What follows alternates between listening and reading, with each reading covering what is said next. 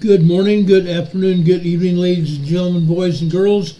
Welcome to Emergency Management Associates, coming to you from the Area Command, 392 miles west of Kitty Hawk Beach, North Carolina.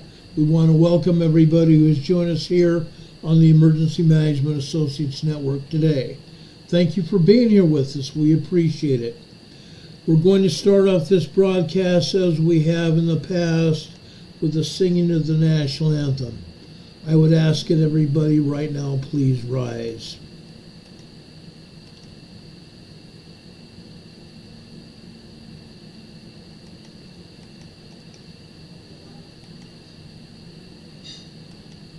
I pledge allegiance to the flag of the United States of America and to the republic for which it stands, one nation, under God, indivisible, with liberty and justice for all.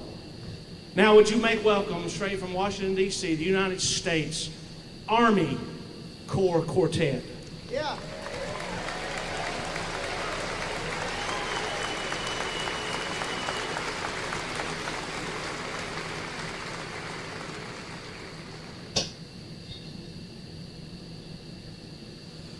Oh, say can you see by the dawn's early light what so proudly we hailed at the twilight's last gleaming,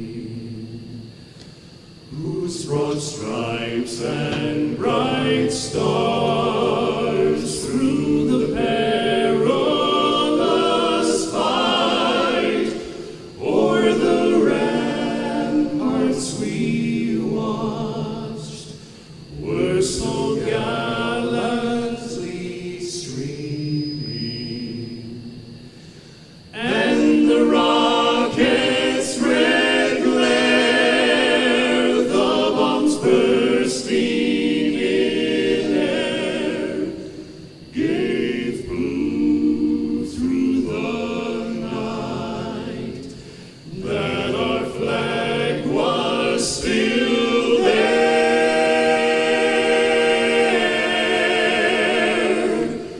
Oh, say does that star-spangled banner yet wave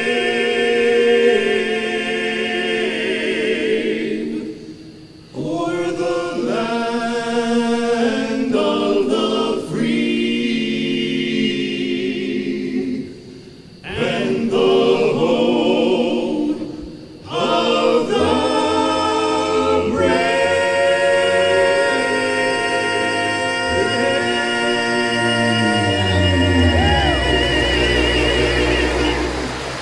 Oh yeah!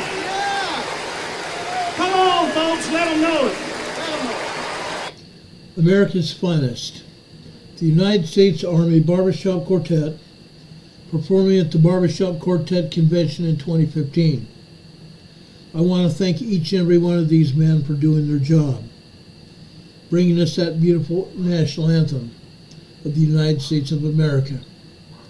I would love to play each country's national anthem of all those people who come to this program. I would love to do that. When we've had Canadian guests, sometimes I've played their national anthem as well. If we have other people from other countries, I will play their national anthem as well. I want to thank all of our armed forces wherever they might be around this globe. Whether they're Army, Navy, Air Force, Marine Corps, whether they're Coast Guard or Space Force. It doesn't matter what particular branch of the armed forces it is. I want to thank all of our military wherever they might be. Thank you for your service. I also want to thank our allied forces, those countries who are allies to the United States that post their forces to help protect their countries and help enforce the peace around the world. God bless you all. May you all come home safely after your tours of duty end. I truly want that to happen. God be with you all. We appreciate your service. As I've said before, I thank everybody for their service when I see them in military uniform. I thank also our armed forces from overseas when I've seen them. I appreciate and love each one of them. They give up their lives for so many years to help serve us. Sometimes they give us the ultimate sacrifice. I've been to cemeteries where I've seen crosses bearing the name of soldiers from around the world. I love those people. I love those people. And we all ought to love those people. Now, I want to ask you a question. Hey peeps, are you awake yet? Morning peeps. A friend of mine posts these kinds of memes every day. His name is Ron as well. I love these peeps. I love the memes that he puts out. And sometimes I will share them with you, as I have here. Morning peeps, we love you. The next thing I want to show you is something else. Early this morning I got up. I voted. I went to the registrar of voters here in Morganton, North Carolina, for Burke County. I posted my ballot, as I hope all of you will. I have asked each and every one of you to go vote. I am wearing the voter ID I got from the registrar of voters today. I thank each and every one of you for serving your countries. I appreciate each and every one of you who vote. Now, sometimes it's hard. I understand that. Some people have a hard time getting to their polls. I've told the people who live around me who are invalids or who are elderly, if you want to vote, I'll make sure you get to the polls. There was one family today I spoke to who had just moved because of incidents of hurricane from last month. They moved from their home in a different county because of the hurricane. They moved here to Morganton. They had registered to vote where they used to live. They wanted to still vote. The registrar of voters here in this county allowed them to vote. They showed their identification. The registrar of voters looked up their identification and proved they were registered to vote in that county. He allowed them to vote in Burke County where they live now. We appreciate those people. Now, I've been doing a lot of research when it comes to voting, as most of you would think I would. I've done a lot of research. Now, I'm not the smartest person on the totem pole. However, I've done my research, as most of you know. I will talk about earthquakes in just a few minutes. I would ask for your patience of those people who want to talk about seismic activity. We will get around to it. President Trump is keeping up with his busy schedule as he always has. He's in his early 70s. When you're in your early 70s as an elderly adult, whether it be male or female, sometimes you want to start slowing down. From what I can tell, President Trump has not slowed down at all.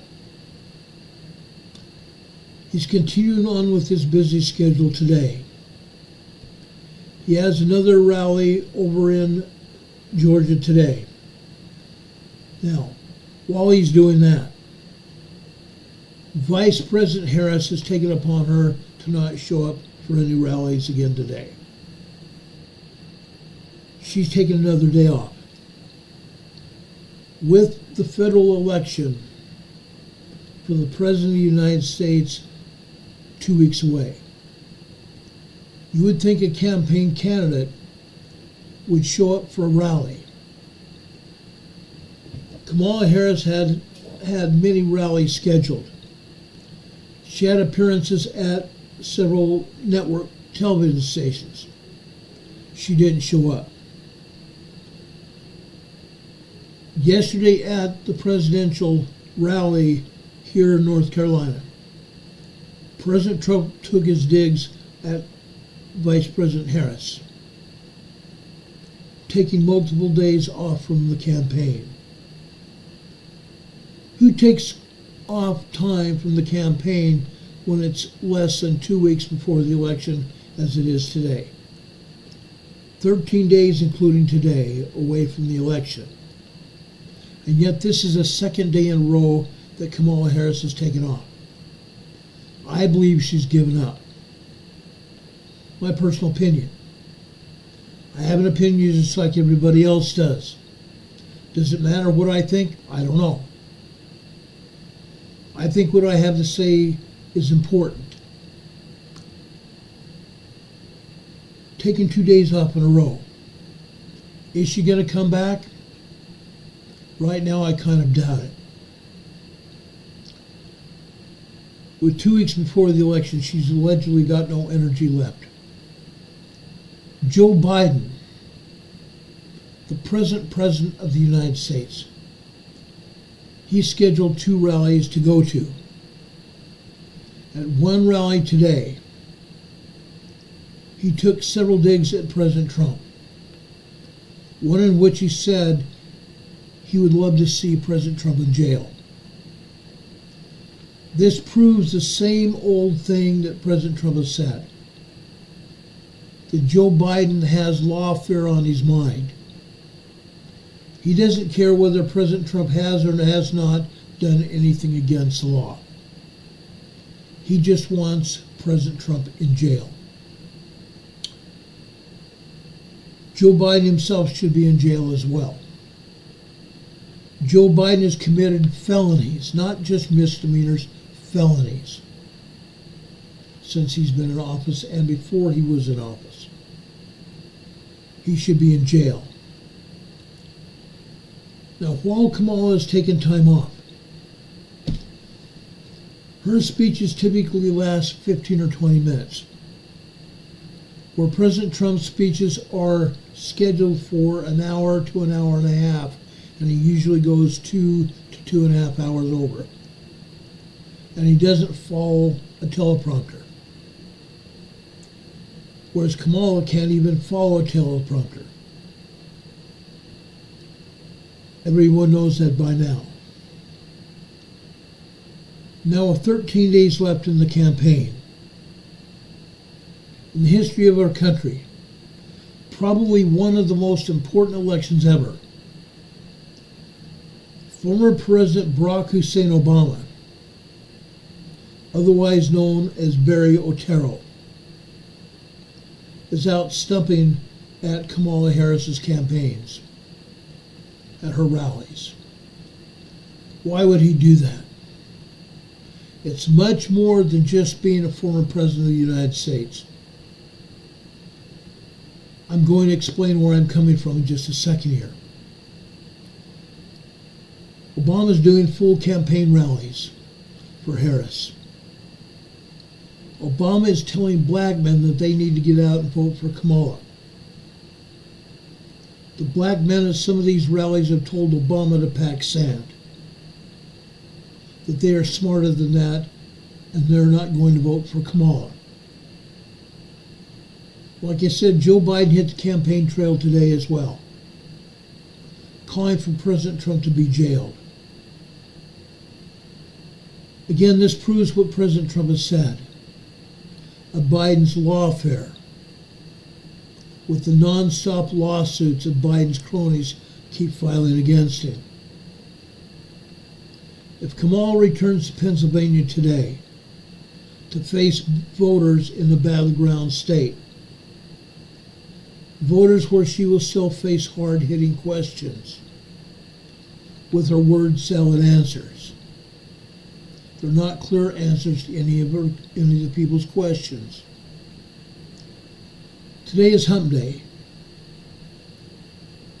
Wednesday, October 23rd. Like I said, President Trump is headed for Georgia. He's in Georgia as we speak, to speak to more excited crowds ever. The people began lining up in Georgia early this morning, even before I got up out of bed. The lines were already going around the sports arena where he was scheduled to speak. Interesting. Tonight, President Trump will have Tucker Carlson and Tulsi Gabbard and singer Jason Aldean. This will be indeed a great night. Last night, Tulsi Gabbard from the great state of Hawaii showed up and surprised the crowds here in North Carolina, letting them know that she had left the Democrat Party and had registered as a Republican candidate for Senate of the United States, because the Democrats do not represent the ideals of the United States. The Democrat Communist Party does not recognize or stand up for the ideals of citizens here in the United States. Those were her words, not mine, but I happen to agree with her. We are no doubt in trying times. Times will no doubt bring some insanity during the next 2 weeks. I think we already know that this regime has been desperate to hold their ship together. They've been trying to remake this country, which they have no idea what that is. Obama said in 2012 that he was going to transform the United States of America. And yes, that's exactly what he proceeded to do, to transform this country into something it was not. He proceeded to gut libraries of history books so that the people of the United States would not know where we came from or how we acquired this country. He tossed out textbooks in the garbage. He and others proceeded to write textbooks explaining his own thoughts on how this country came about. Not even true history.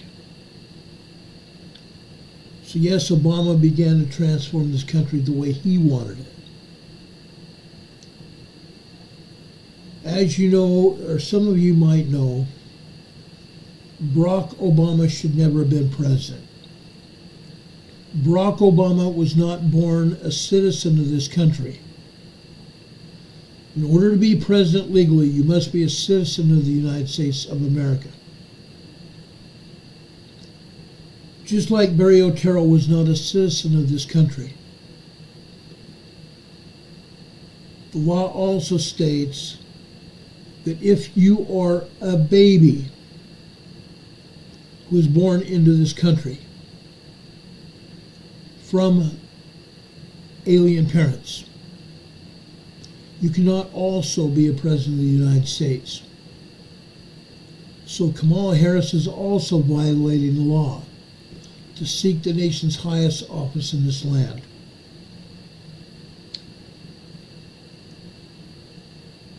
In 2016, Barack Obama was not able to complete the transformation of America that he had tried to do for 8 years.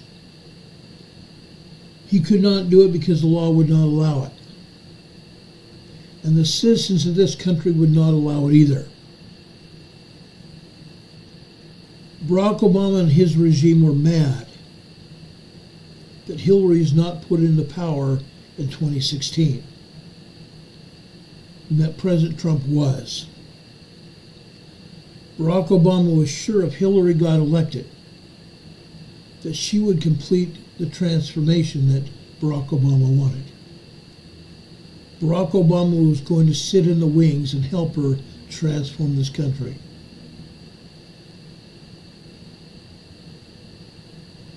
Trump got into office, and he proceeded to help this country grow.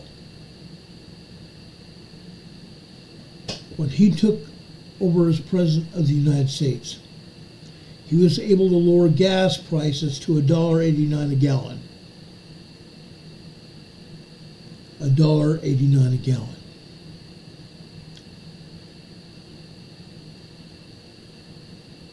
When Biden took office, we saw prices skyrocket from $1.89 a gallon to $2.89 a gallon.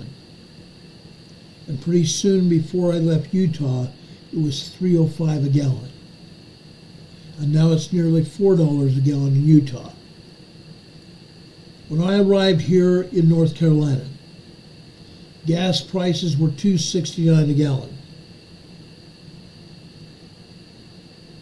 Gas prices went up to almost $4 a gallon this past year. Gas prices have come back down to $2.69 a gallon now. The exact same price I paid when I got here 3 years ago.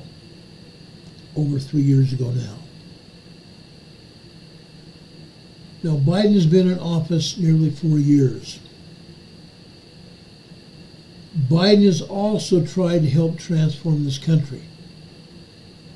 He's been a puppet of Barack Hussein Obama. It's been often said that Biden was Barack Hussein Obama's third term. But Biden became too sick, too delirious. He was not able to do his job. Everybody, including his doctor, said he was fine. His cognitive abilities were far above standards. But as we know, that was not true. When Biden faced the debate with Trump, Trump walked all over him. Trump made Biden look like a fool. After the debate, Mrs. Biden took Mr. Biden by the hand and led him backstage. He has often not been even cognizant himself to lead himself off stage. When his wife took him backstage, there were some supporters of his backstage. And she says, "Honey, you did a good job. You answered all the questions." Interesting. He answered all the questions. Whether he got the answers right or not was immaterial. He answered all the questions. Fascinating enough, he still didn't do his job. It's my feeling that he doesn't know how to do his job still, and that's why that the Democrat Communist Party of America, Kamala Harris and Tim Walz, threw him off the ticket. Threw Biden off the ticket. Biden accrued millions of voters during the primary election. And for the first time in history, his own party relieved him of duty and put someone else on the ballot that had never been elected, that had never received one vote, to put her in the position where she was. Then she took someone else under her wing, a Minnesota governor named Tim Walz. As you know, Tim Walz is faulty. Tim Walz signed into law in Minnesota to allow tampons to be put in men's restrooms. Why? Men can't have periods. Men are not women. But Tim Walz seems to believe they are. And not just that. Kamala Harris doesn't know the definition of woman either.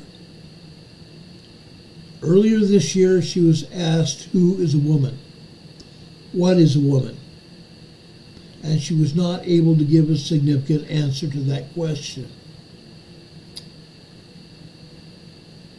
Allowing people to vote that should not even be voting. Kamala Harris and Biden have allowed 20 million illegal aliens into this country. 30,000 of those illegal aliens are terrorists in this country. Murderers from other countries. Rapists from other countries. But they don't care. They proceeded to sign people up to vote because they were able to get some of these illegals driver's licenses. And with a driver's license, you get to vote. Wrong. If you're not a citizen of this country, you should not be voting. Yet the Democrat Communist Party of America has allowed it to happen. What has happened? What we've started seeing since the primaries, not the primaries, but the election opened up to early voting. What we are seeing now is some of these illegals have been voting for Trump, hoping that Trump will allow them to stay in this country. Biden wanted to complete the transformation of America as Obama had started. That is not going to happen. Although Biden is still working on it as he's out on the stump for Kamala. We're seeing Obama rearing his dirty head again, proving to the world and this country that Trump was right again. Something happened in 2014. Obama began to be incredibly unpopular, and his support began to slip, and he knew it. Republicans gained 50 seats in the House and the Senate. They were able to block everything that Obama was doing against the American people. Obama was blocked by the Senate and the House of Representatives here in the United States of America from going against the American people, violating laws of this country, and going against what the American people wanted. The American people didn't like Obama-style governance. Obama continued to transform this country into what he wanted it to be. Now, I suppose you could potentially argue, that what he was doing was like a cloak and dagger operation. But for Obama, most of us could see that it was actually like a Trojan horse, that he was allowed to come into this country and run for president to destroy this country as we know it. like he never believed what he was telling us, but that he was still trying to lead us down this rose-strewn path that we were on. I think that he knew exactly what he was doing. Why then would he be back on the campaign trail, again chiefly raising his head without the other candidate present? He's still trying to lead the pack. I think that the majority of Americans can see what is really going on behind the scenes, and now out in front of our eyes for all to see. Now let me pause here momentarily. Let me ask you a question. If you were a Democrat or a Republican candidate, in general, if you would run for president with a unifying message that America's a good place and a great place that our founding fathers said it was, there's always been mistakes made in every administration of government since the very beginning. But the founding of our country was solid. We had a Constitution of the United States. We had a Bill of Rights. But Biden was attempting to shred both documents. Both documents that were built on founding principles of this country. The biggest one, that the people that came to this country in the 1700s, what did they want? Religious freedom.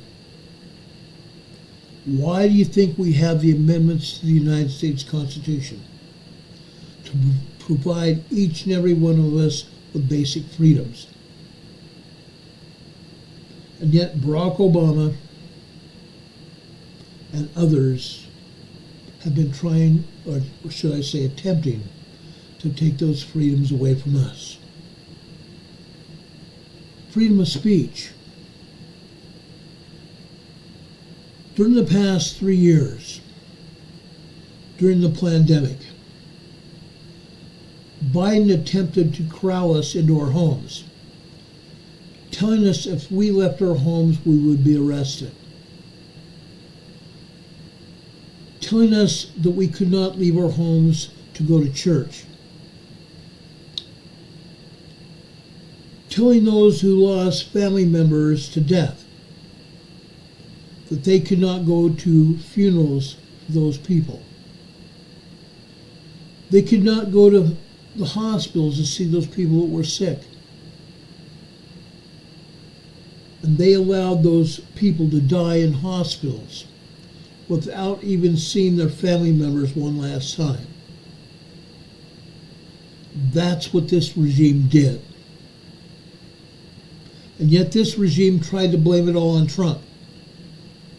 Sorry guys, Trump was not the reason. But Joseph Biden and Kamala Harris were.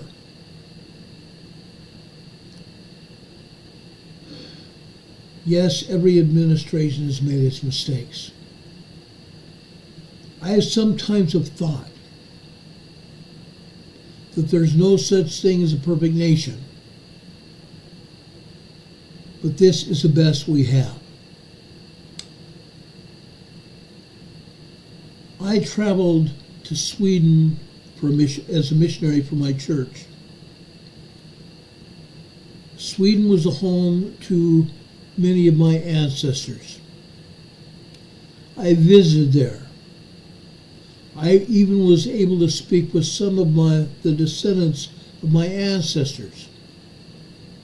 I was able to stand on the homestead of my family, Davidson family, in Sweden, in Örebro, Sweden. Now you may have heard that town before. Örebro, Sweden has seen earthquakes. That's where you've heard that town before. that was a town, one of the towns primarily where my ancestors came from. Örebro, Sweden. I grew to love Sweden. I love the people. I did not participate in politics when I was there.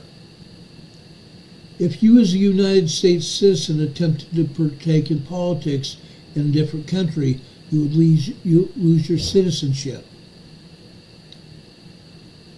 Yet that's exactly what Barack Obama, Hillary Clinton, Joe Biden, and Kamala Harris have done by opening up the southern border.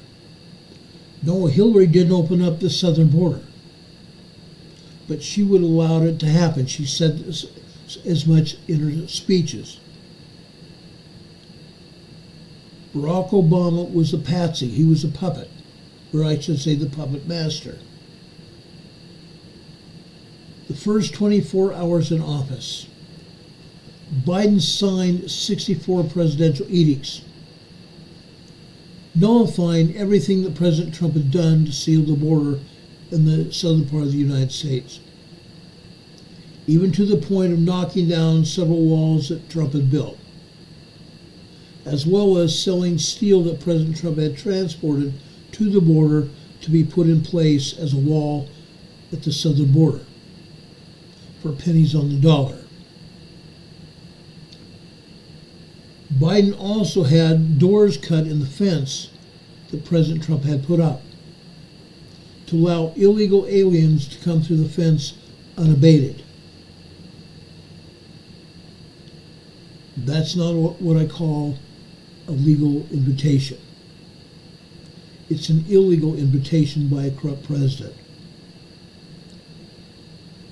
We actually have the freedoms our founding fathers gave us through the founding documents that they gave us, which were founded upon Christian principles. Now, this is about as good as we can make it. We've done our best to have somewhat of an imperfect republic. The United States of America is not a democracy. It's a republic, a democratic republic. All of us here are countrymen together. I would even say those of you who are living outside this country are also my countrymen, because I have visited some of your countries and I find myself attracted to those countries and your countrymen. I've grown to love many of you. Again, we are all countrymen together. Everyone should not ask what your country can do for you, but what you can do for your country.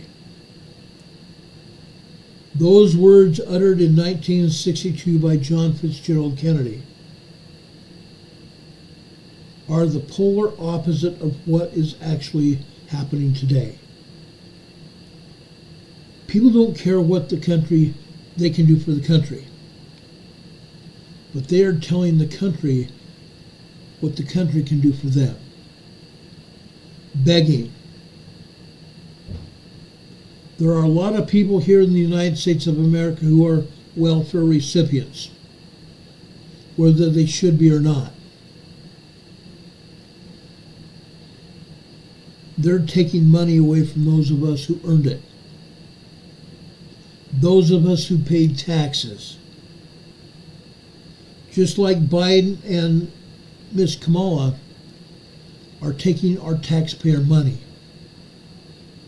and giving the hard-earned taxpayer money to illegal aliens to the tune of anywhere from $1,500 a month to $2,500 a month to $5,000 a month. Free housing and free food. I wish I could have that. I don't even make $2,000 a month. I can hardly pay my rent here and all the other bills. Yes, I can pay the rent, but I am paying through the nose for bandwidth to do this program. I can just barely pay the bills I have here to do this program with your help and support, which I greatly appreciate. We just found out this past month when Hurricane Helene hit North Carolina that Biden had gutted the FEMA money that FEMA was supposed to have for disasters. Biden had taken billions of dollars out of the FEMA budget to pay for those 20 million illegal aliens in this country. 30,000 of those are terrorists in this country. One of those terrorists that Biden let into this country, the FBI arrested last week because the FBI detected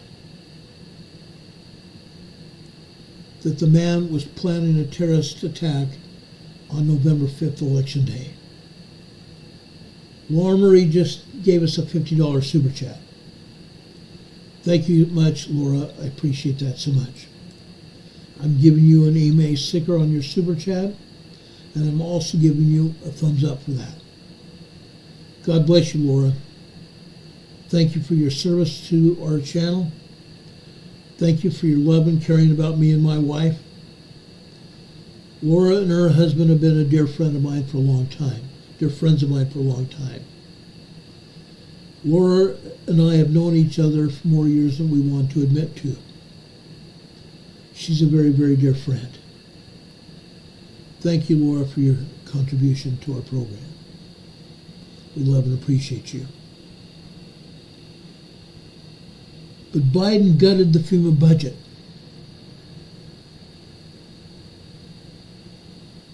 When Ms. Childress, who runs FEMA, spoke to the North Carolinian people, she said FEMA did not have enough money to support anyone here in North Carolina. Just like FEMA had done in Hawaii. They gave victims of the hurricane here $750. People that lost everything. $750 won't get you anywhere when you lost everything. The home, the roof over your head. The food that you had in your home. Your children. Yes, some people lost their children.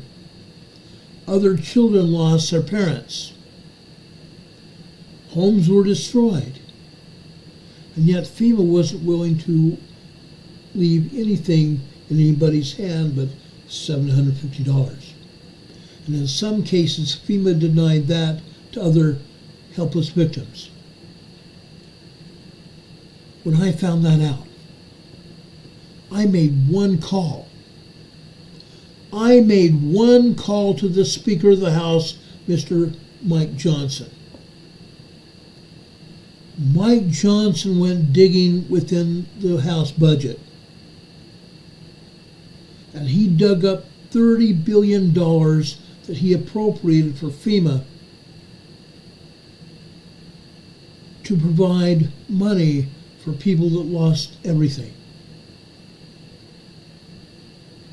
Now, $30 billion won't do anything to completely rebuild North Carolina, Georgia, or South Carolina. It won't. It won't rebuild Florida either. But it's a start. Mike Johnson assured me when I spoke to him that when the House came back in November, that he would make sure that FEMA was appropriated money sufficient to help people rebuild their lives here in North Carolina. Now,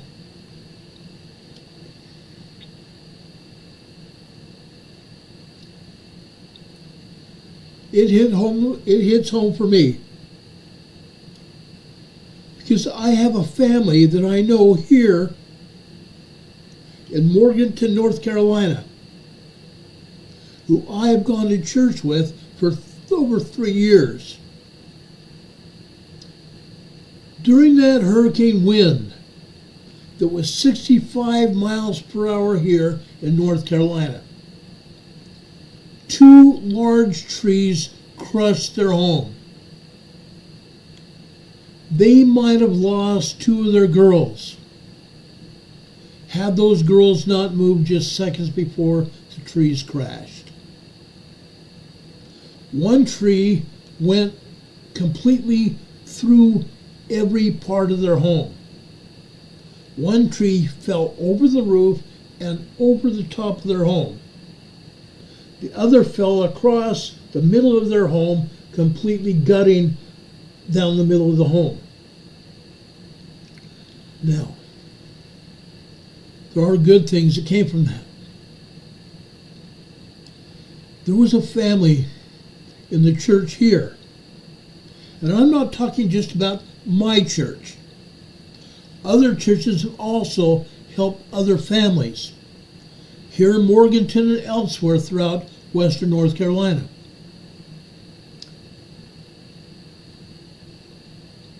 But one family in my church had a rental home that someone had moved out of, that they hadn't completely gotten clear to put somebody else in there. That Sunday, the power had not yet come on. The power was out all over Morganton. The power where I live came on after 2 days. Some parts of Morganton are still without power today. The family in my church got that home that they had rented out earlier and got it ready for this family to move into. Then members of my church got together and went back to their old home, and carefully took out belongings out of their old home to bring to the new one, so that they would be able to live in that new home. Come heck or high water, they had a roof over their head, regardless of what FEMA did. They were the lucky ones. There are many other people still without roofs over their heads. If you guys are on Facebook, please go over to my page on Facebook. Find my birthday listed on Facebook. Find my birthday on Facebook. I've asked people to help me for my birthday wish, to donate money to Samaritan's Purse.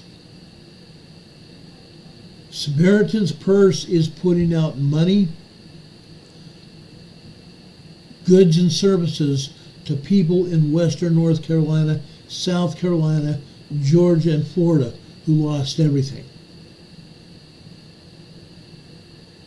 So I'm asking people for my birthday to donate money to Samaritan's Purse. I've already made a donation myself.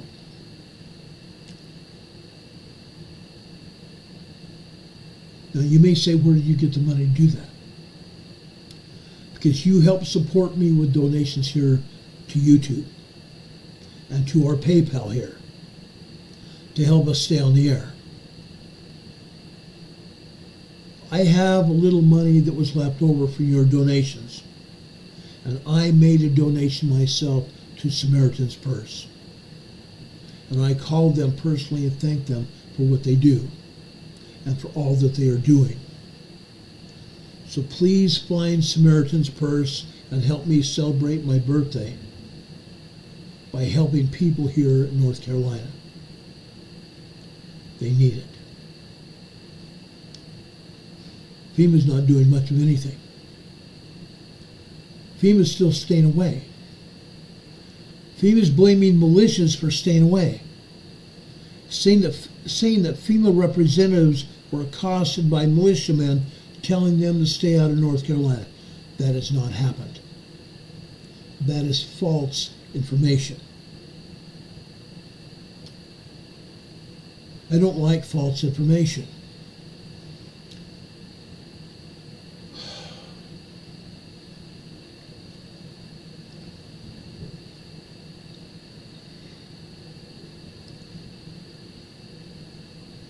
During COVID, Facebook, Twitter were visited by the FBI, telling Facebook and Twitter and other social media outlets to censor anyone that talked about COVID.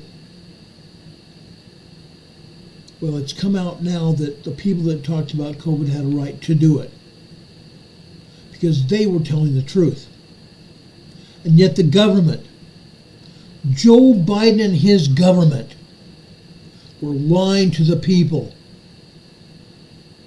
and had falsely gotten the FBI to back them up, having the FBI visiting the social media and telling the social media outlets to censor people. And when I talked about it here on YouTube, YouTube took me down. Yes, YouTube took me down because the Biden administration had told the FBI to go visit YouTube, Facebook, and X. Actually, it wasn't X then, it was Twitter. It's unreal what the FBI has done. It's called lawfare. If this government does not like something, they trump up charges, excuse the pun. They trump up charges and go after you. Kamala Harris has promised, as has Biden, they're going to come out and get the guns. That they're going to come out to all Americans and take our guns away from us. Not going to happen. There are people just like myself that are not going to allow that to happen. There are constitutional sheriffs throughout this land of ours. Constitutional sheriffs that will prevent the federal government from doing anything like that. Not going to happen. Biden, Harris, eat your shorts. Like I said, JFK would be turning over in his grave.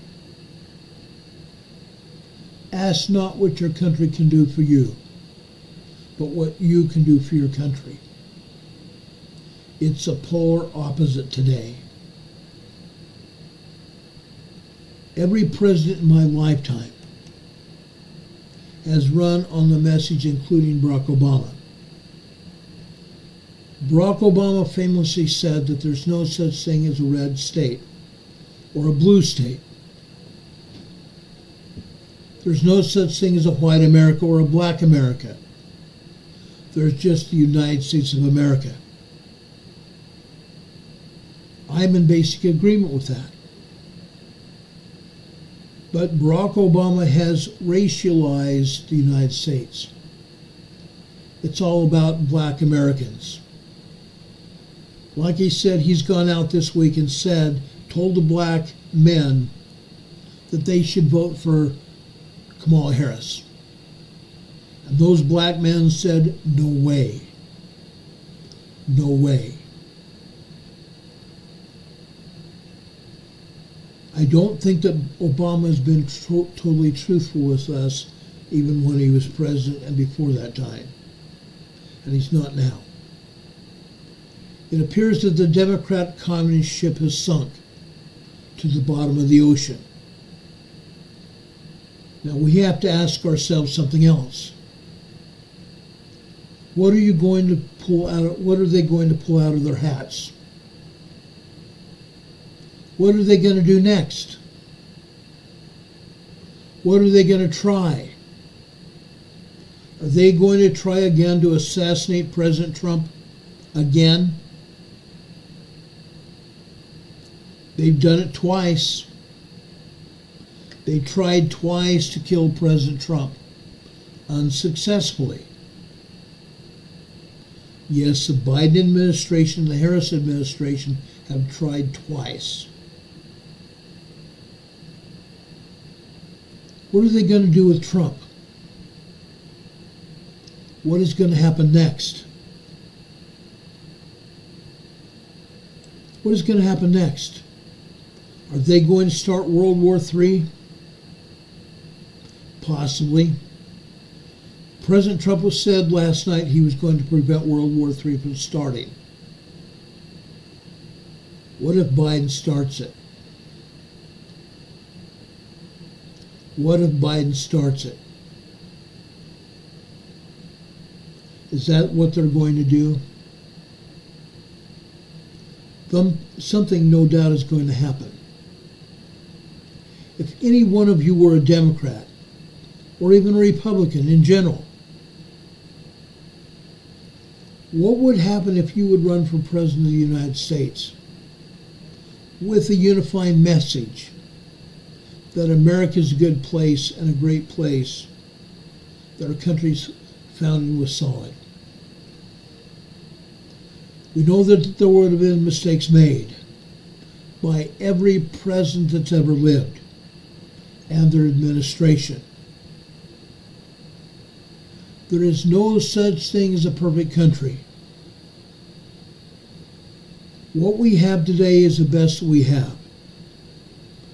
Actually, the freedoms that our founding fathers gave us, the documents that our country was founded upon, were based on Christian principles.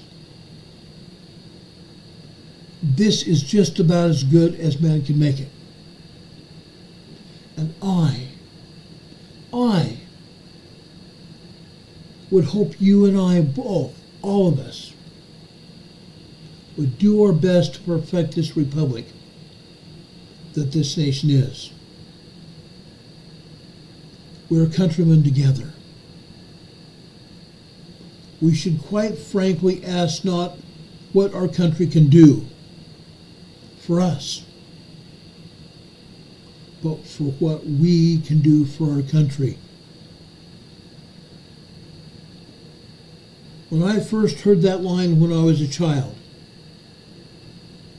I loved that line, even though I at the time did not fully understand what it meant.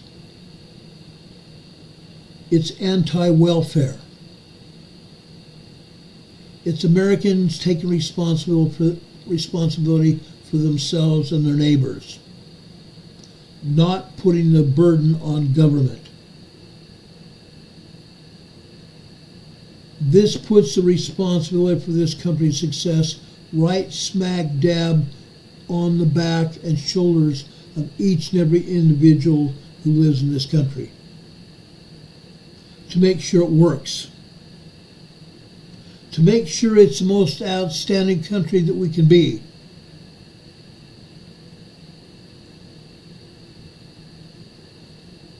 I want to refer now to a scripture in Matthew chapter 5. We should be the city on the hill that can't be hid. We should be a city on the hill that can be looked up to.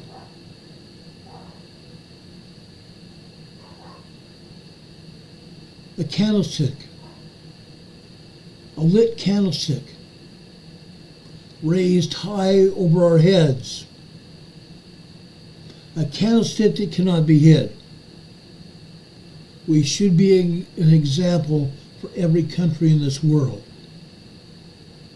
We should be an example for each other.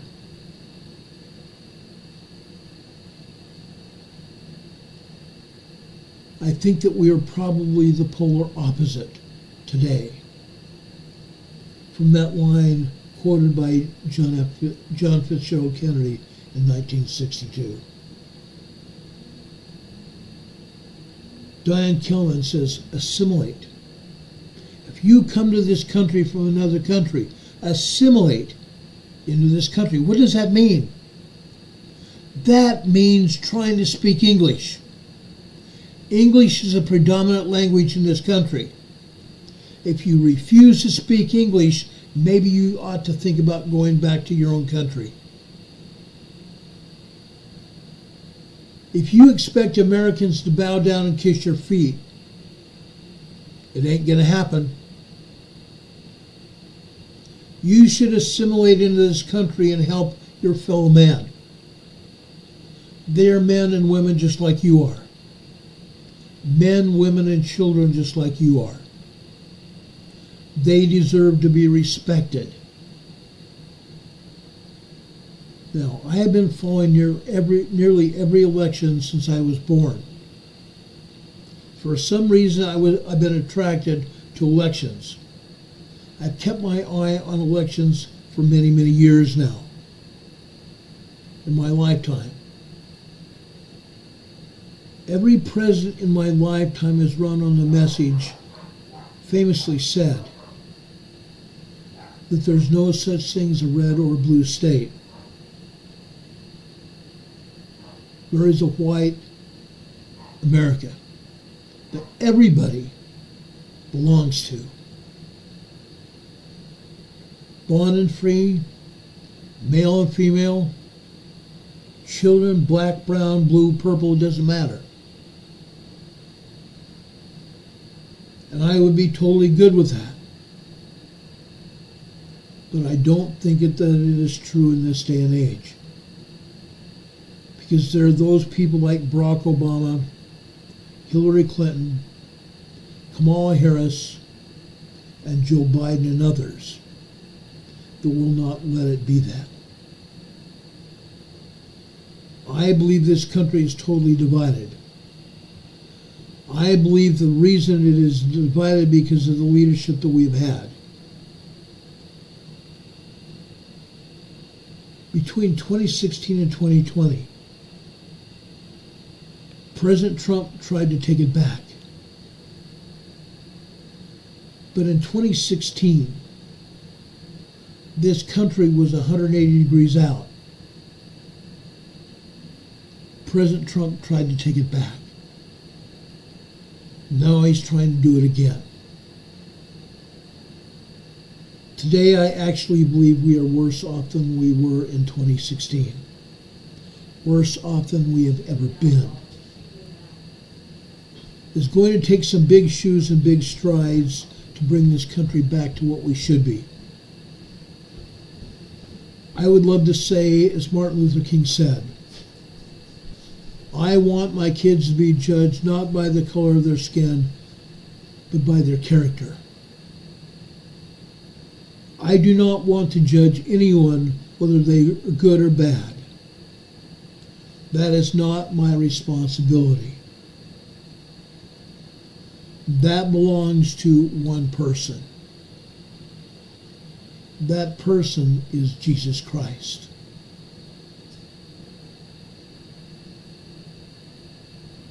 That person is Jesus Christ. Marion Dewar of Knox says this is almost like a Trump rally tonight. Mary, thank you for that. What I want to say is very important. I want you to get out and vote. I want to have you also help others to get out and vote. I would like to have everyone within the sound of my voice, not just to help someone get out and vote. If they are in need of help, help them. Help them. Let's find a way to reach out and help our neighbors. I can't think of anybody, even anywhere near me, that I can't go out and say hi to, that I can't have a conversation with, because I have. Each and every one of my neighbors, I've had a conversation with. I would hope each one of us can do that. But right now, between now and November 5th, I want you to go out and vote. And I would love for you to take 5, 10, or 15 people with you. Reach out in your neighborhood or your family of friends, your circle of friends. Reach out to those friends and take them to the polls with you to vote. It's not just my civic duty, it's yours as well. It is everyone's civic duty to vote. We need to do this, ladies and gentlemen, brothers and sisters. I think that if you want to lead this nation, you should be willing to die for this place. In fact, there are presidents of this nation that have served in the military who are probably our best presidents. They served in the military during wartime. They saw buddies on the battlefield die. They saw their buddies give the ultimate sacrifice. They knew what it means to give up everything that they have, everything that they believe in. Like I said, some people gave their ultimate sacrifice. We still have heroes today, men and women, police officers, firefighters, paramedics, EMTs, helicopter and plane pilots that have gone out when the weather was not at its best to help rescue other people that needed rescue, to save lives. Not getting paid for it, but they're paying for themselves. Not just paying for their own planes, but the upkeep of planes as well, and helicopters. And paying for the fuel for those vehicles themselves out of their own pockets. Not getting reimbursed from the government.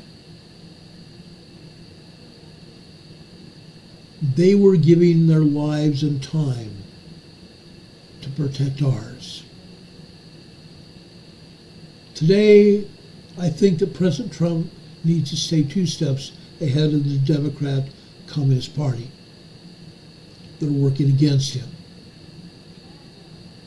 Even as we need to watch what we're doing to help assure that the upcoming election will happen. That means that the big numbers that it is going to take to overcome the rigging of this election by the Democrat Communist Party, that we know that they're doing as we speak. I have spoken to people here in Morganton that when they went to vote, their vote was changed by the machines. That they had to cast another paper ballot separately outside the machines because the Democrat Communist Party has rigged the machines to vote for Kamala Harris. We need big shoes, we need big strides. We need to stay several steps ahead of the Democrat Communist Party in this country. I pray and I hope that the Secret Service protection of President Trump will be good enough to keep Trump safe from harm. We also need to pray that the Secret Service do not go on their own and neglect President Trump's safety, like some did on July 13th. Those that went lax on President Trump's safety. We need to hope and pray like we've never hoped and prayed before, that our own Secret Service, regardless of what party they belong to, will keep President Trump and his family safe. And J.D. Vance, and Kamala Harris, and Barack Obama, and Joseph Biden. And last but not least, Mr. Jimmy Carter. God bless them. May God bless them this day and always. Let's talk about some earthquakes before we get off this program.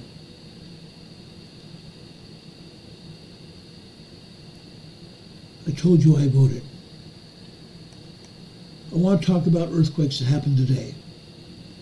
One such earthquake was down here in Australia. USGS was not talking about this earthquake either. This was a 3.1 small earthquake over in Central Australia. While it was a small earthquake, USGS did not post it, because USGS decides what they think is important and what's not. Australia gets hit all the time with earthquakes, mostly 2.5s, 2.6s, 3.0s, and 3.1s. But occasionally in Western Australia and Eastern Australia, Southeastern Australia and Southwestern Australia, Australia has gotten hit with 5.6 and 6.0 very strong earthquakes. Does USGS always tell us what's going on? No, they don't. That's why I am showing you this here. I feel you need to know that. Let's look off to the west of that earthquake in Australia. We are talking about Indonesia. Guess what? In Indonesia today, we've had several 5.0 large earthquakes in Indonesia. South of Java, we've had several 4.5s and 4.7s. Over in the Banda Sea, we've had several 4.3s and 4.4s. Over in Sumatra, we've had a 4.7 and a 4.5.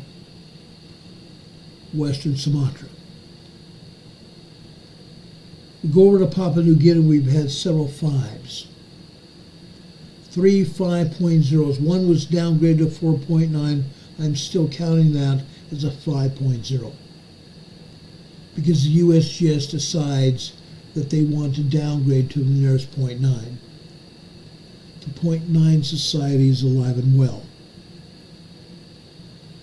Today, south to the southeast of Taiwan, there was another 5.0. It was offshore. Fortunately, it went into the water. The Pacific Ocean waters and the Taiwanese Strait absorbed the shock waves from these quakes. North of Hokkaido, Japan, we had another 6.0 earthquake just south of Kamchatka, Russia, in the Kuril Islands. It came out as a 6.2 and was immediately downgraded to a 6.0. It was a 6.5 earthquake. The USGS downgraded. In the Izu Islands, we had another 5.0. The Izu Islands are southeast of Japan. Interesting enough, going up into Myanmar, that you see on the far left of this screenshot.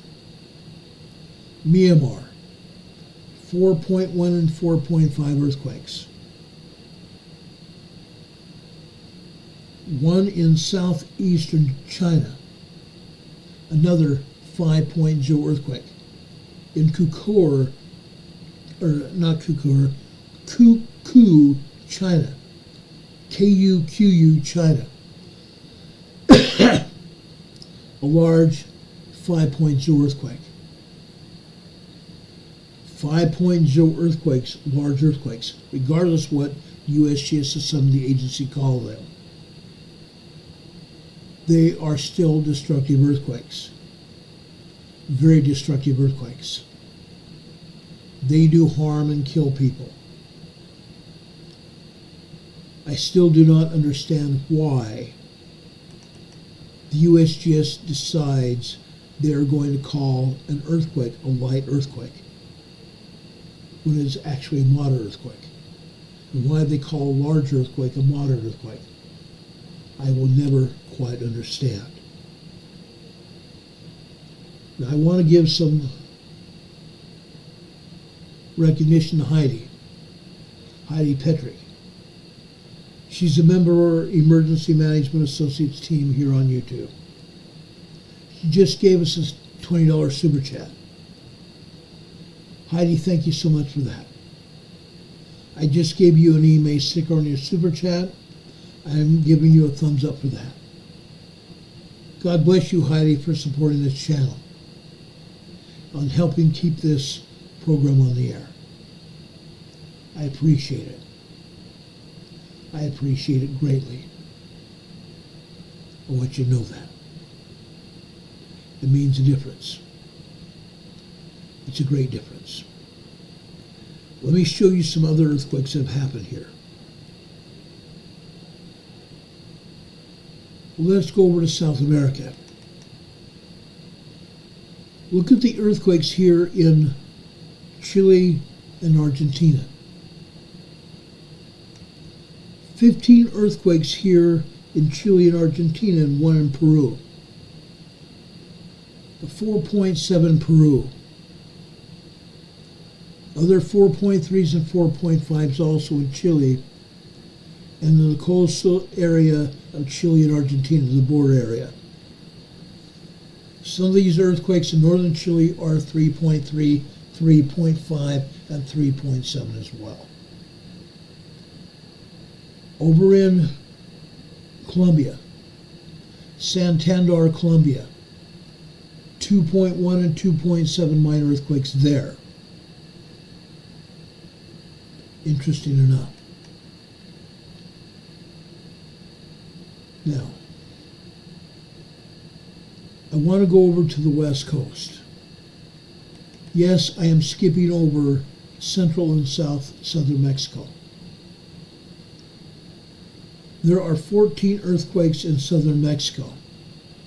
There are 7 earthquakes in Central America. Most of those are 3.5 and 3.7. There are some 4.1s as well. There is one 5.0 in southern Mexico. Look at the earthquakes in Southern California. There are still enough earthquakes in Southern California to shake a stick at. We are still getting hammered in Southern California. I do fully expect to see a very strong 6.0 to a 7.0 major earthquake in Southern California. Don't know when, but it's coming. Last week, at the beginning of last week, we had a 6.0 earthquake.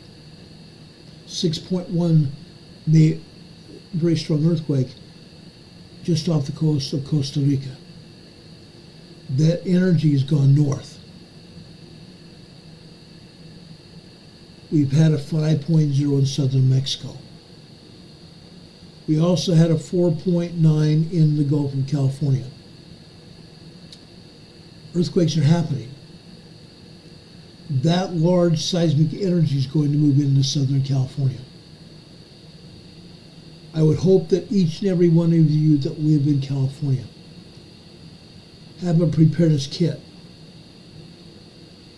Have water, food, clothing, a medical kit, and other things are necessary to help you survive when one of these earthquakes hits Southern California, and it will. Southern California isn't the only place that I believe that's going to get hit.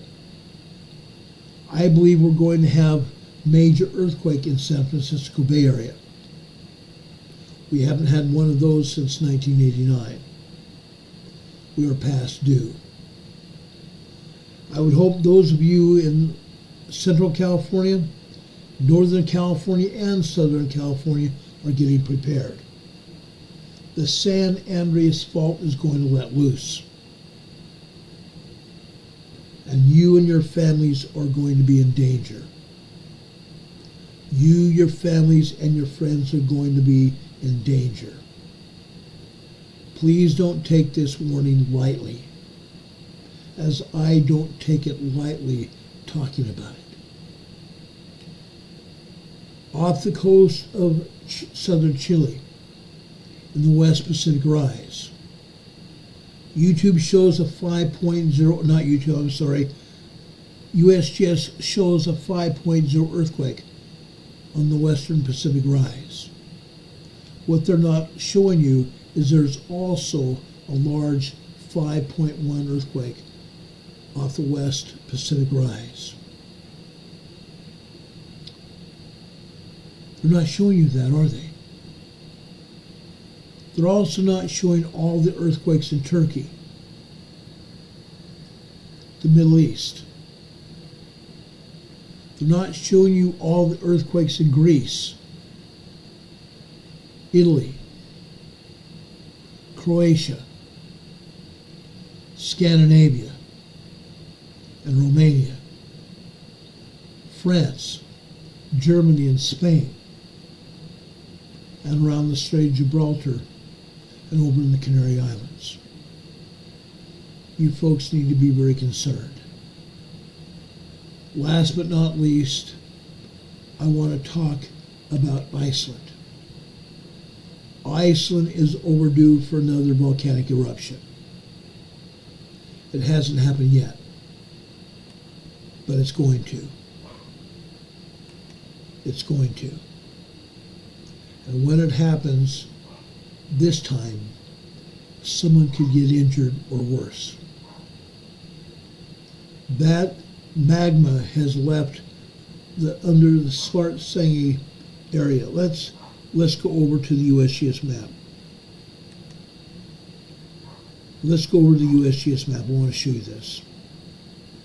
I think it's important that everybody needs to see it. Let me take down my mug. You don't need to see my face. Take down our EMA banner here. You also notice that off to the east of the New Madden Fault, South Carolina got hit with some tremors today. South Carolina got hit with tremors. Texas got hit with tremors and earthquakes. Every one of the tremors and earthquakes in Texas was due to fracking. Oil and gas fracking operations. Unreal. Unreal. Let's go over here to Iceland. Iceland is a big country. As you can see on this map, the Mid-Atlantic Fault cuts Iceland in half. As I have been talking about, the Mid-Atlantic Fault runs from the Antarctic Ridge, way down here in the south at the Antarctic Ridge, runs all the way through the center of the Atlantic Ocean. The Antarctic Ridge is expanding. The Atlantic Plate is expanding.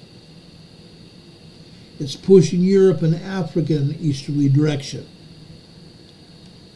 It's pushing South America, the North American Plate, Mexico, Canada, and Greenland in a southwesterly direction. In splitting the ocean, the expansion of the plate is splitting Iceland in half. At some point in time, I fully expect Iceland to be two nations or parts of two islands. It's already an island unto itself. USGS doesn't show any earthquakes. Yes, we have some minor earthquakes here in Iceland. Most of the earthquakes are here on what they call the Reykjanes Peninsula. This peninsula right here. Now in the past, we've had volcanic activity way down south of the southern tip of the Reykjanes Peninsula down here. This is where the first volcanic eruption happened in 2020. Since then, that energy has drawn further north, right up through the center of the Reykjanes Peninsula. But while doing so, it's also put British cities and people in somewhat danger. North of the town of Greenavik, this is the town of Greenavik. The town of Greenavik is a seaport on the southeast coast of Iceland, the southeast coast of the Reykjanes Peninsula. West of Greenavik is where some of the rest of the volcanic eruptions started. They also saw volcanic eruptions just to the north of Greenavik, on what they call Greenavik Road here. Greenavik Road runs from over at Iceland's capital all the way down here to Greenavik. Last November, we had two volcanic eruptions, two separate and distinct eruptions. Both of those eruptions were fissure eruptions, just like we had in 2019, or 2018 I should say, in Hawaii. Hawaii had 24 fissures open up. Iceland had 2 fissures open up in November last year. One was further north and west of Greenavik. The other was very close to Greenavik. Very, very close. Right next to this road to the northwest of Greenavik. That second fissure eruption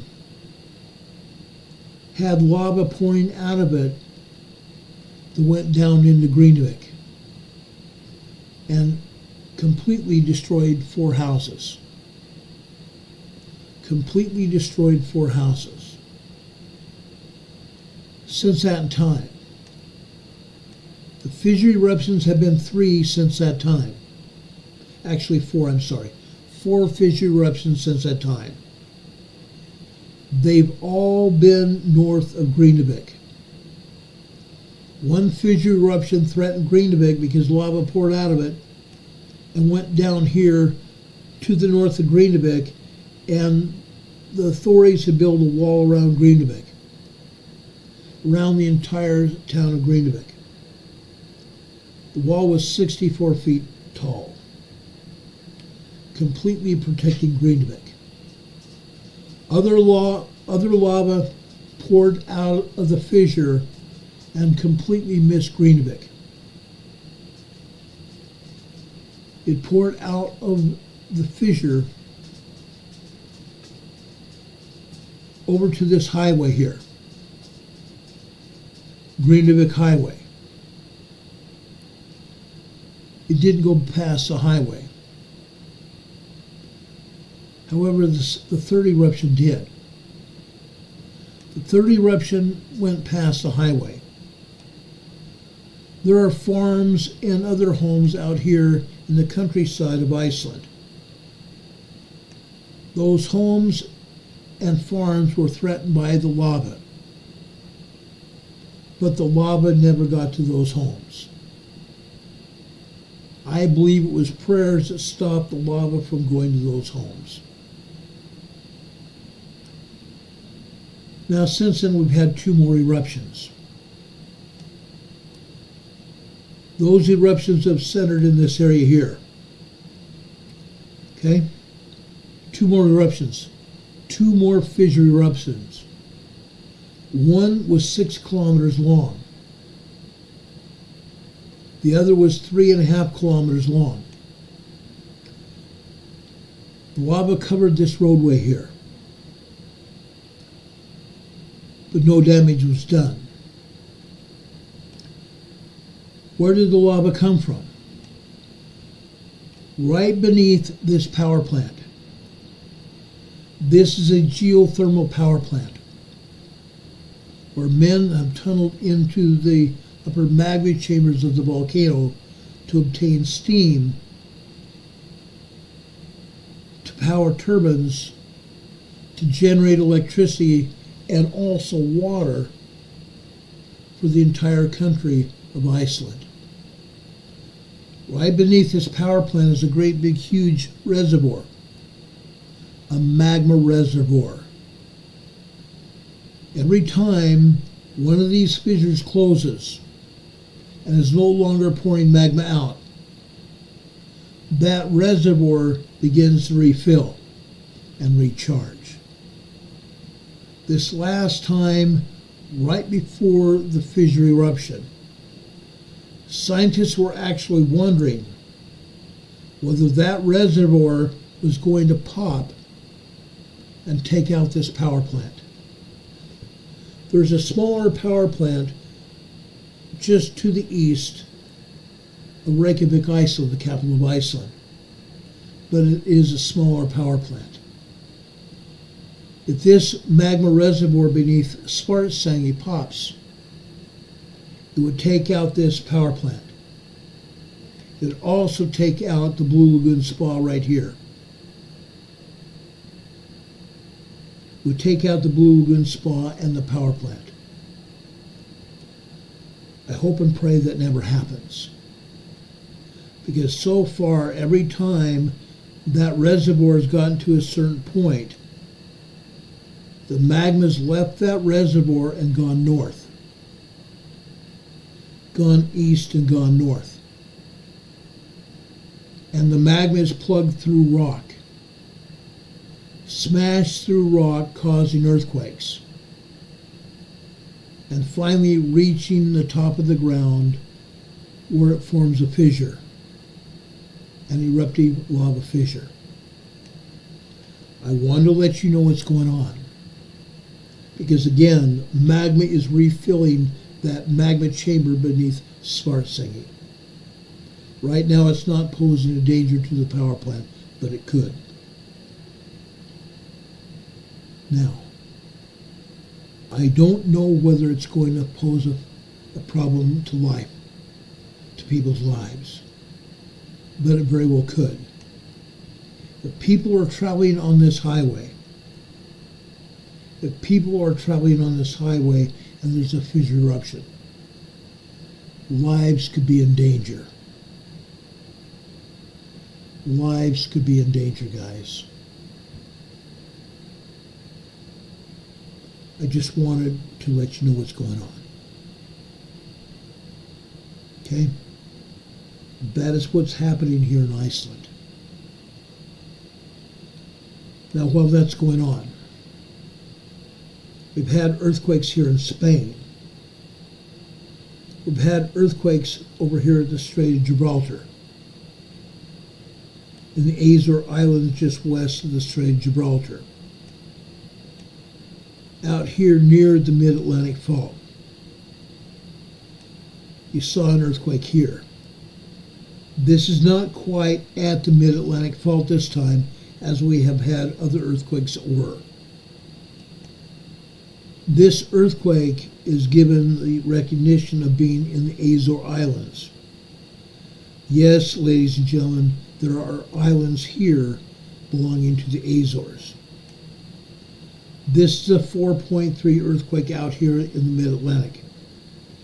So far, nothing has happened to anybody that lives on these islands. And yes, there are people living here in the Azore Islands. Okay? Yes, we've had a minor earthquake over here in the Canary Islands. No big deal. No big deal so far. We've had several minor earthquakes and tremors over here in France, and a couple in Germany. Over here in the Alps of France and Germany and Italy and Switzerland, we've had some tremors. Not a big deal.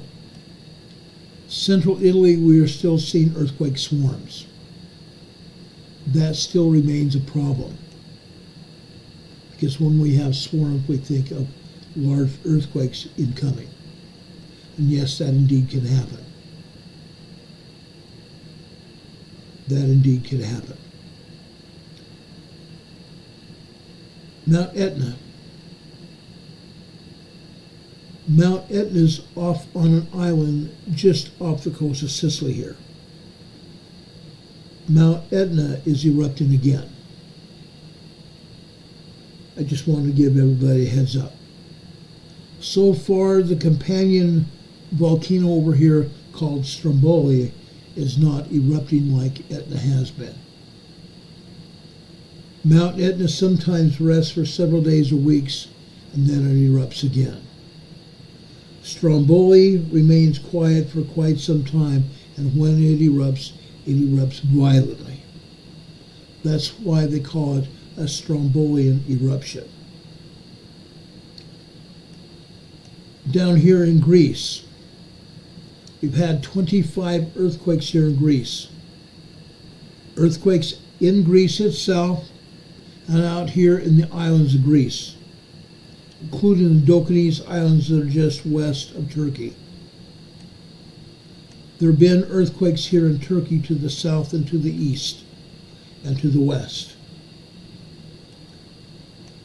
There have been earthquakes over here in eastern Turkey, right here. That's because 2 weeks ago we had a 6.1 earthquake here. An aftershock of a 9.0, 10.0 earthquake that hit here February 3rd, 2023. An aftershock of a 6.0 earthquake. Very deadly earthquake. 6.0, 6.9 is considered to be a very strong earthquake. Most of the earthquakes here in this region here on the eastern side of Turkey near the Syrian border are 1.2s, 1.5s, 1.7s, and minor earthquakes. But occasionally they are 4.0s, 4.5s, and 6.0s. Just to give you a heads up. Now, for the past several days, down here in Israel, there's been a warning that Israel would attack Iran. The warning still stands. Iran attacked Israel. Iran pays Lebanon and the Gaza guerrillas, the Hamas guerrillas, terrorists in Gaza Strip to attack Israel, and the Houthi rebels further south. Any day now we expect an attack from Israel on Iran. Not to the oil fields in Iran, but to the nuclear power plants in Iran. Israel is going to stop the attacks from Iran. But the problem is, Russia and North Korea have an allied pact with Iran. And both North Korea and Russia are threatening to attack Israel if Israel attacks Iran. Just giving you a heads up. Just giving you a heads up. Does anybody have any questions for me about anything I've told you tonight? I know I've been on a very quick schedule here to talk about earthquakes, but I want to talk about it nonetheless. This is that earthquake I told you about in southeastern China. That's a 4.0 moderate earthquake. This is a 4.0 over here in eastern China. 4.0, 10 kilometers deep. This is near a town called Aykol, A-Y-K-O-L, China.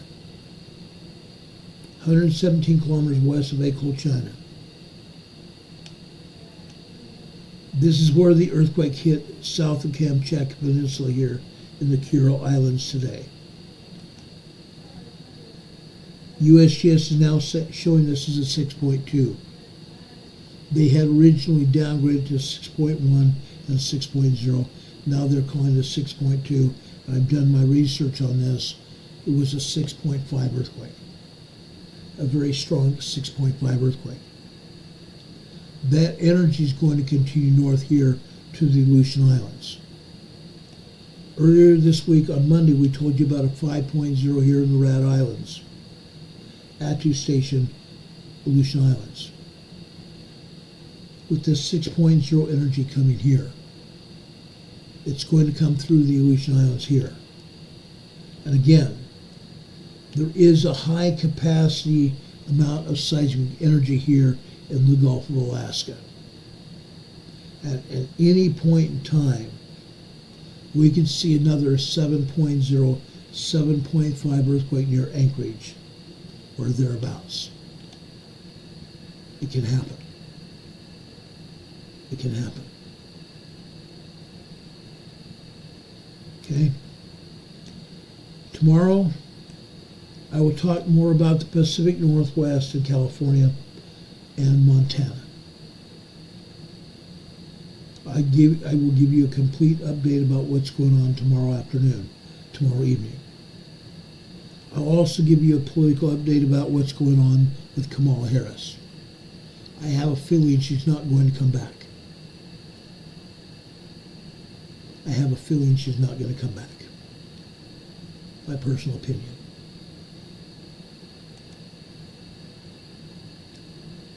Folks, I care. If I didn't care, I wouldn't be doing this. I'd be just sending you off to La La Land someplace else. But I care. I've always cared. I have always cared. And I always will. Now, one of our EMA family members asked me to do this. Asked me to quote a scripture from Matthew 6, verses 9 through 15.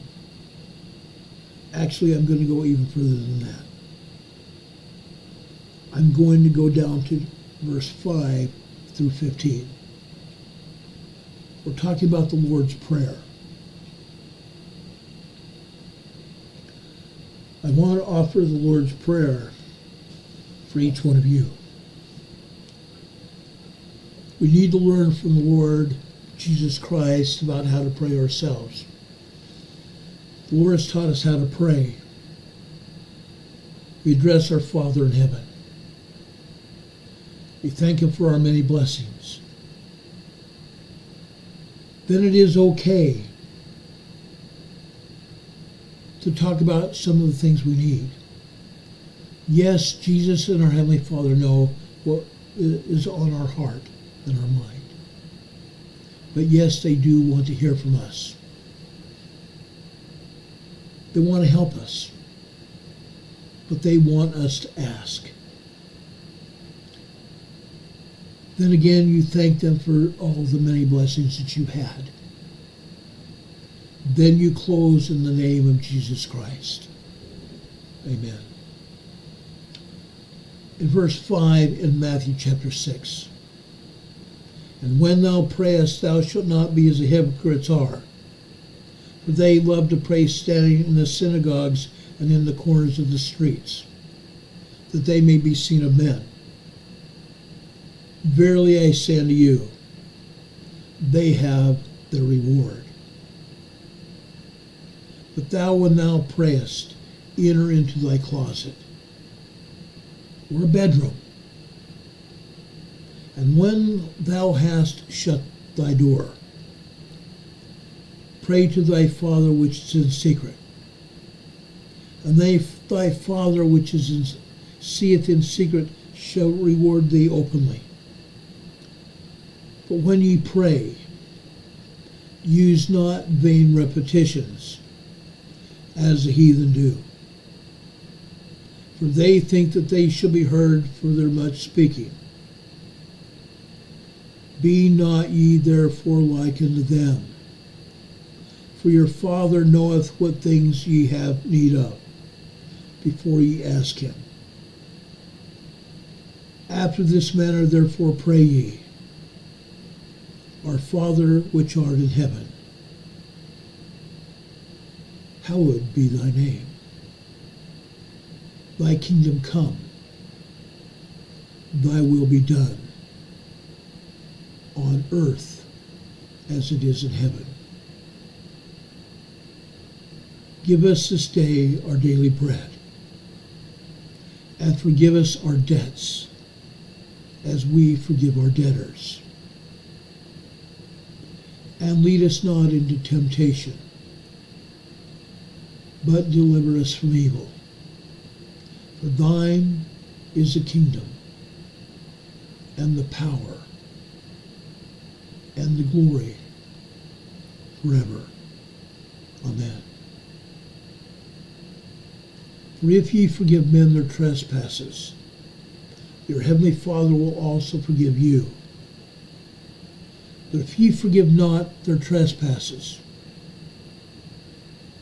neither will your Father forgive your trespasses. Brothers and sisters, we need to pray. We need to pray for our countries. We need to pray for the leaders of our countries. We need to pray for President Trump. If President Trump is not elected, each one of our countries around the world will be affected. Not positively.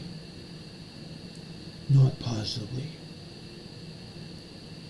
May God protect and defend President Donald John Trump and his family, and J.D. Vance and his family, and Kamala Harris and her family,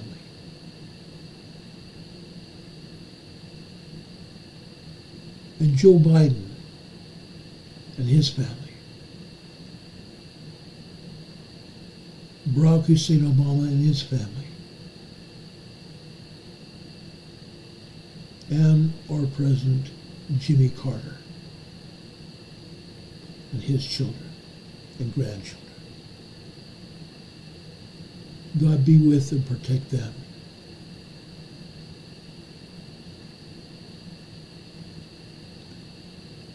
God be with each one of you. Brothers and sisters, I love you. I care about each one of you. I want to thank those of you who donated to our program on Super Chat, and those of you that may go over to YouTube or to PayPal or Venmo to help support this channel, and those of you that may send donations to our physical address, 104 North Green Street, Box 105, Morganton, North Carolina, 28655. We appreciate any and all donations. And again, it's my wish for my birthday and Carol's birthday on November 11th and 13th. Please send donations to Samaritan's Purse and mark them North Carolina Hurricane Relief. I would greatly appreciate that. If anything else happens tonight or tomorrow, between now and the time we come back to see you, just after 6 p.m. tomorrow evening, If anything else happens, we will be back on the air to tell you about it as soon as the information becomes available. Until then, I want to thank all of you for being here. I want to thank our members who signed up to be members here on the EMA family on YouTube here. I want to thank our mods who also labor here. Brothers and sisters, I love each and every one of you. You are indeed my family. While you may not be blood, you are. And I appreciate each and every one of you. May God be with you this day and always. May God protect you and lift you up in your burdens. May God lift you up and protect you. And if you are sick, may the Lord touch the surgeon's hands and doctor's hands that they may help heal you and deliver you from your burdens. Brothers and sisters, the Lord has blessed me. So far, the Lord has blessed me with help as well.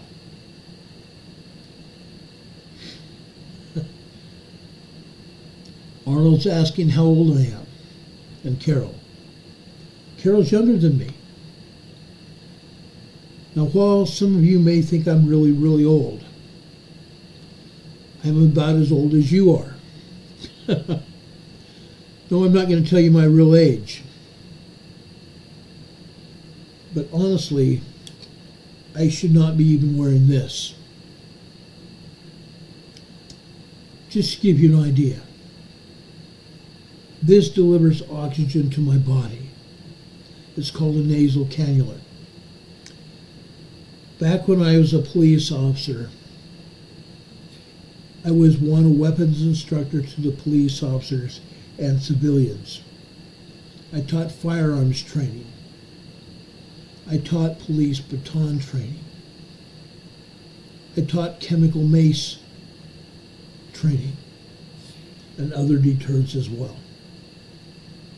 I was struck in the abdomen by police batons while I was wearing a rubber suit that was supposed to protect me, while out on the street wearing a bulletproof vest with all my other gear. I occasionally got in ruckuses with people in the street, struck in the chest. As a result, my right diaphragm stopped working years ago. That's why I am occasionally, most of the time, 90% of the time, I'm on oxygen. And if you accidentally hear me burp, it's because I get too much oxygen in my lungs and it causes me to burp. Not because I'm drinking too much water, I'm probably not. Not because I'm drinking soda, because I'm not. That's why I wear this nasal cannula. I'm in fairly good shape. When someone challenged me, I said, you don't want to do that, because I'll catch you. You don't want to hurt me because I'll catch you. And you don't want me to catch you. Anyway, I've jokingly said that in some cases, but not all the time. I'm in fairly decent shape.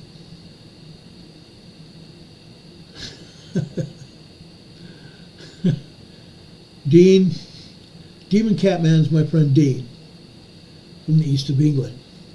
He says as old as his tongue and a bit older than his teeth. True. True.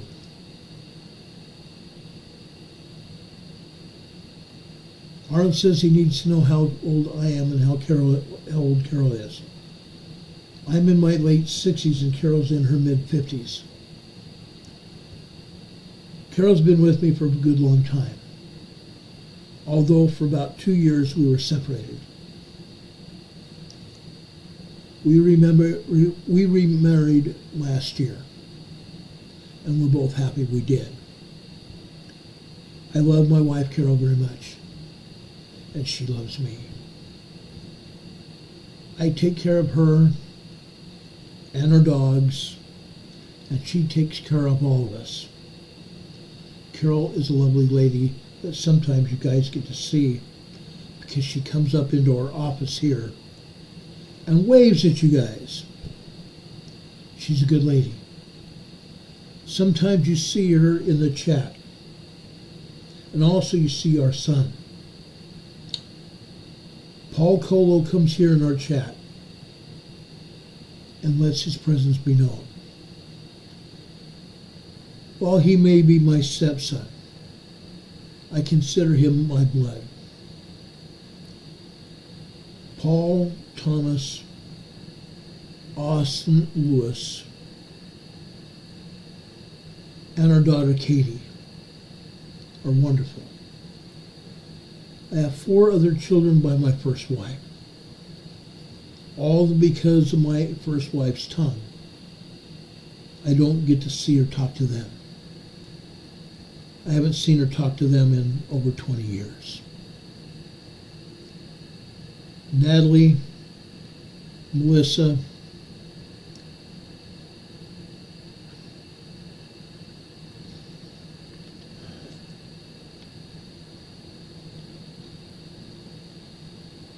Kimberly and Eric. I also love them very much. I have grandchildren from those children that I've never met.